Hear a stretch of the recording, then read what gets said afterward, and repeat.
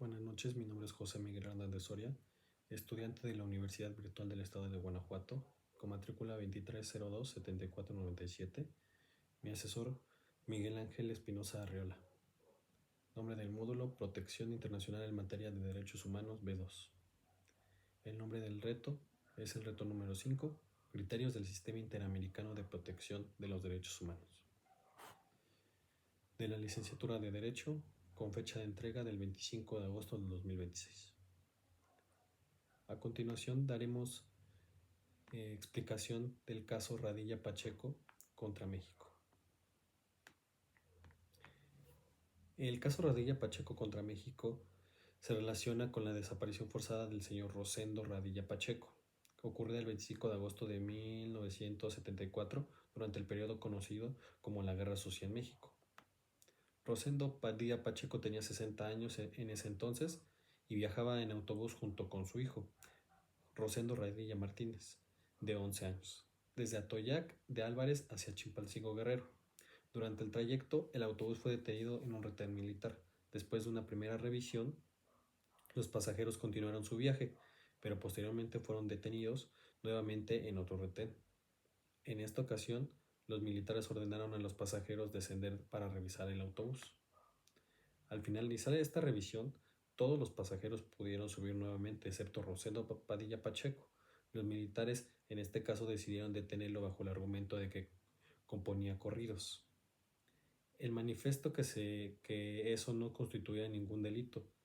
Sin embargo, permaneció detenido y fue puesto a disposición en la zona militar de Guerrero. Antes de ser separado de su padre, su hijo Rosendo Radilla Martínez recibió la indicación de avisar a su familia que su padre había sido detenido por el ejército mexicano. Desde ese momento se desconoce el paradero de Rosendo Padilla Pacheco.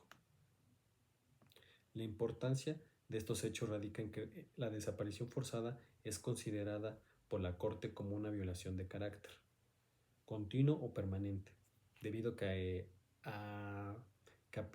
permanece mientras no se conozca el paradero de la persona desaparecida ni se esclarezcan los hechos. La falta de una investigación efectiva durante décadas provocó además afectaciones a sus familias, particularmente por la incertidumbre, la falta de justicia y el desconocimiento de la verdad. Ahora bien, la explicación del proceso ante la Comisión Interamericana. El procedimiento comenzó con una denuncia presentada ante la Comisión Interamericana de Derechos Humanos el 15 de noviembre de 2001 por la Comisión Mexicana de Defensa y Promoción de los Derechos Humanos y la Asociación de Familiares Detenidos, Desaparecidos y Víctimas de Violaciones a los Derechos Humanos en México. Posteriormente, el 12 de octubre del 2005, la Comisión aprobó el informe de admisibilidad número 65-05, mediante el cual declaró admisible la petición. En este caso, después de analizar el fondo del asunto, el 27 de julio de 2007, la Comisión adoptó el informe de fondo número 60-07, en el cual determinó que México había incurrido en diversas violaciones de derechos humanos y formuló recomendaciones al Estado. El informe fue notificado a México el 15 de agosto de 2007, debido a que el Estado no había cumplido plenamente con las recomendaciones de la Comisión. Esta decidió someter el caso a la jurisdicción de la Corte Interamericana en marzo de 2008.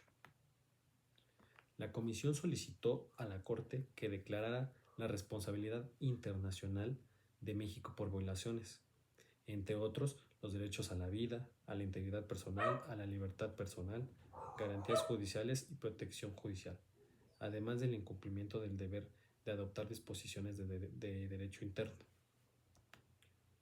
Por su parte, los representantes de las víctimas presentaron ante la Corte su escrito de solicitudes, argumentos y pruebas el 19 de junio de 2008. Durante el procedimiento ante la Corte recibieron declaraciones de víctimas, testigos y peritos, además de celebrarse una audiencia pública el 7 de julio del 2009 en San José, Costa Rica. Finalmente, las partes presentaron sus alegatos finales escritos el 14 de agosto del 2009. Ahora continuaremos con el análisis de los razonamientos expresados por la Corte. Uno de los principales razonamientos de la Corte fue determinar qué competencia, que tenía competencia para conocer del caso a pesar de que la desaparición había comenzado en 1974, antes de que México se adhiera a la Convención Americana sobre Derechos Humanos. La Corte explicó que la desaparición forzada tiene un carácter continuo o permanente, porque comienza con la privación de la libertad y continúa mientras no se conozca el paradero de la persona desaparecida. Por ello, aunque los hechos comenzaron antes de la adhesión de México a la Convención Americana, sus efectos continuaron después del 24 de marzo de 1981, fecha en que México quedó obligado por dicho tratado. Otro aspecto fundamental fue el acceso a la justicia. La Corte determinó que las investigaciones realizadas por el Estado no fueron diligentes ni eficaces para determinar el paradero de Rosendo Radilla, ni identificar y sancionar a los responsables. La Corte destacó que, después de décadas, no existía una investigación seria capaz de esclarecer los hechos. Un punto especialmente importante fue el análisis del fuero militar. La Corte consideró que la desaparición forzada de un civil no tiene una relación estricta con la disciplina militar. Por ello, no correspondía que el caso fuera investigado o juzgado por la jurisdicción militar. La Corte señaló que las víctimas y sus familiares tienen derecho a que las violaciones a sus derechos humanos sean conocidas y resueltas por un tribunal competente, respetando el debido proceso y el acceso a la justicia. Asimismo, la Corte Interamericana determinó que la extensión de la jurisdicción militar a delitos que no tienen una relación estricta con la disciplina castrense vulneró el derecho al juez natural de los familiares de Rosendo Radilla y afectó su derecho a conocer la verdad. La Corte también consideró que el Estado mexicano debía modificar su legislación para hacerla compatible con los estándares internacionales. Entre las medidas ordenadas estuvo reformar el artículo 57 del Código de Justicia Militar y el artículo 215 del Código Penal Federal. Otros aspectos trascendentales fue el reconocimiento de que los recursos judiciales deben ser efectivos y no solamente existir formalmente. En el caso concreto, el recurso de amparo utilizado por Tita Radilla no fue efectivo para impugnar la intervención de la jurisdicción militar. Ahora, como conclusión y la importancia y trascendencia de la sentencia, podemos decir que la sentencia del caso Radilla Pacheco contra México tiene una enorme importancia para el sistema mexicano de protección de los derechos humanos porque estableció responsabilidades concretas para el Estado frente a una desaparición forzada y frente a la falta de investigaciones efectivas. Su trascendencia también se encuentra en la limitad del fuero militar, cuando están involucradas violaciones a derechos humanos de personas civiles. La Corte dejó claro que este tipo de hechos deben ser conocidos por tribunales ordinarios y competentes. Además, la sentencia fortaleció los derechos de las víctimas y sus familiares a la verdad, justicia y reparación, así como la obligación del Estado de investigar seriamente las violaciones de derechos humanos.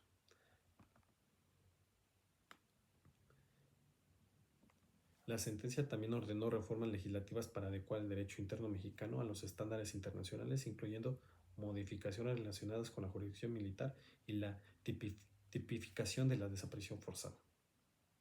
Por estas razones considero que el caso Radilla Pacheco representa un precedente fundamental en México, ya que demuestra que las obligaciones internacionales en materia de derechos humanos deben reflejarse en las leyes, investigaciones y decisiones de las autoridades nacionales. Muy buenas noches.